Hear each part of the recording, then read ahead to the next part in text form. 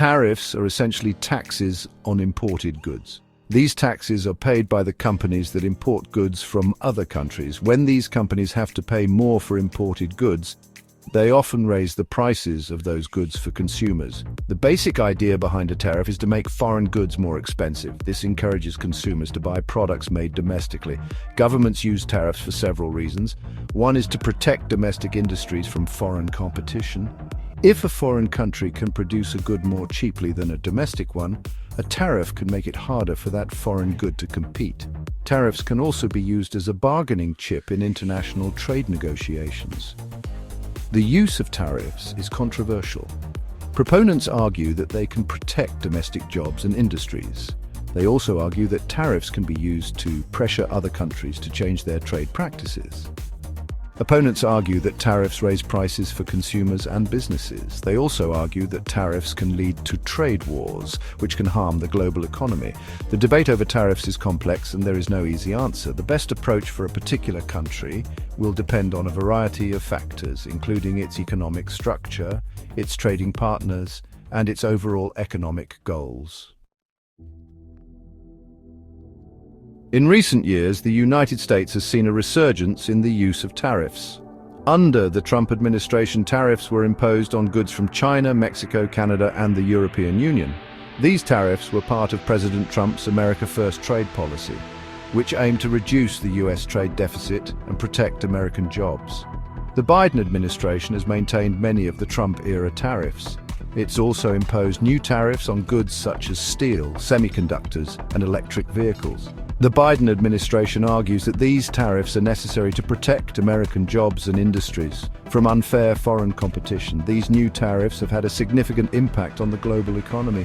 They have led to higher prices for consumers and businesses. They have also disrupted global supply chains, leading to shortages of some goods. The tariffs have also increased tensions between the United States and its trading partners. The Biden administration argues that it is committed to using tariffs in a targeted and strategic way. However, it remains to be seen whether the administration's approach will be successful in achieving its economic and foreign policy goals.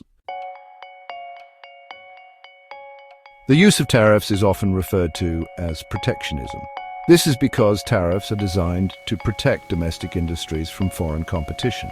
Proponents of protectionism argue that it is necessary to protect domestic jobs and industries from being outsourced to countries with lower wages. They also argue that protectionism can help to develop infant industries, which are new industries that need time to grow and become competitive. However, protectionism also has its critics. They argue that it leads to higher prices for consumers. When tariffs are imposed on imported goods, domestic producers are able to raise their prices as well, since there is less competition. Critics also argue that protectionism can lead to retaliation from other countries. When one country imposes tariffs on another country's goods, that country may retaliate by imposing its own tariffs. This can lead to a trade war which can harm the global economy. The debate over protectionism is complex and there is no easy answer.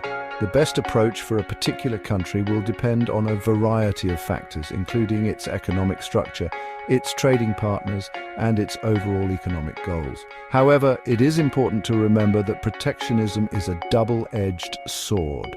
While it can provide some benefits in the short term, it can also lead to higher prices and reduced competition in the long term. In today's globalized world, tariffs have become a major tool of foreign policy.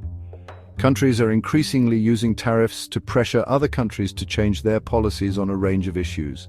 For example, the United States has used tariffs to try to force China to change its intellectual property practices. The Trump administration used tariffs as leverage in negotiations with Mexico and Canada over the North American Free Trade Agreement, or NAFTA. The Biden administration has threatened to impose tariffs on goods from the European Union in a dispute over aircraft subsidies. The use of tariffs as a tool of foreign policy is controversial. Critics argue that it can damage relationships between countries and lead to trade wars. They also argue that it is often ineffective in achieving its goals. For example, despite the Trump administration's tariffs, China has not made significant changes to its intellectual property practices. Despite the criticisms, tariffs are likely to remain an important tool of foreign policy for the foreseeable future. In a world where countries are increasingly interconnected, governments are looking for ways to exert influence over each other.